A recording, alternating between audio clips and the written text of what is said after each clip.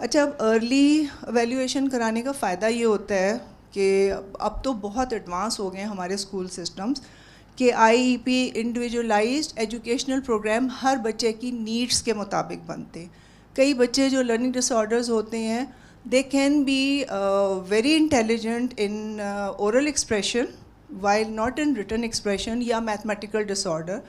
میں نے کئی ایسے بچے دیکھے ہیں کہ جیسے جب میرے پاس جب شروع میں آئی اسٹارٹیڈ مائی پریکٹس تو تب اتنا کانسیپٹ نہیں تھا 1990s میں.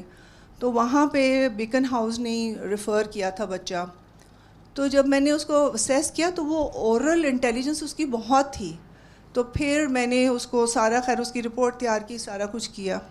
اچھا، وہ بچہ تھا سیکنڈ تھرڈ کا.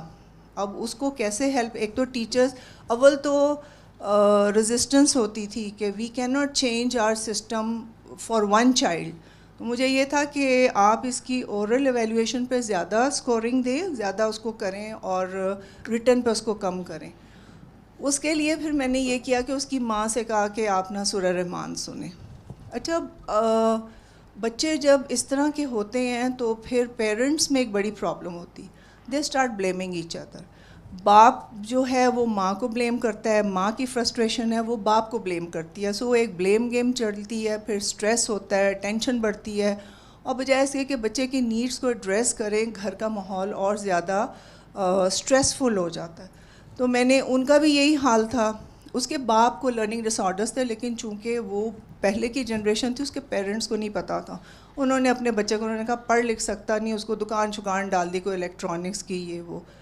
اور بیوی جو تھی وہ تھوڑی ذرا پڑھی لکھی تھی، وہ لڑائیاں ہی رہتی تھیں، تم تو جاہل ہو، تم تو فلانا ہو، تم تو پڑھ بھی نہیں سکے.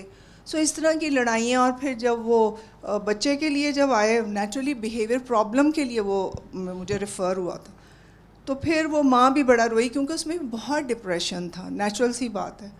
پھر اس کو جب اس نے پھر سورہ رحمان سنی تو اس سے ہوا یہ کہ بیکن ہاؤس جیسے سسٹم نے اس کی ریورس کی، اس کی ایویلیویشن اس کو اورل پہ زیادہ کیا اور ریٹن پہ اس کو کم کیا.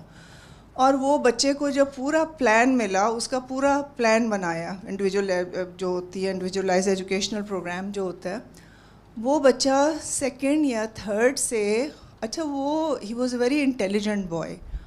ہی ریئلائزڈ کہ yes I have a problem, I have a difficulty and I have to cope with it.